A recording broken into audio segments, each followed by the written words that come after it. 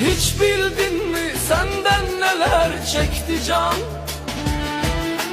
Dertlerinle gördün mü nasıl çöktü can?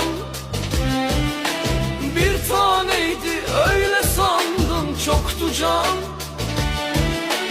Vicdanında kanım kalsa incinme. Hiç bildin mi senden neler çekti can?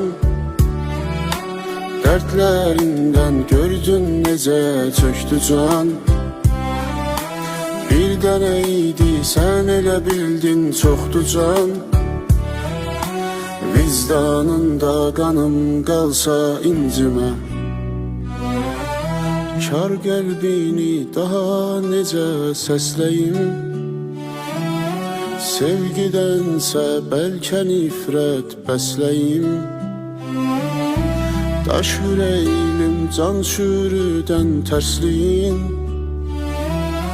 Məni səndən vaxtsız alsa incimə.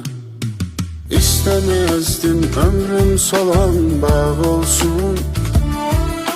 Mənsizliyin bir dözülməz dağ olsun. Koymadın ki bircəciyi ağ olsun. Günlər sənə qənim qalsa incimə.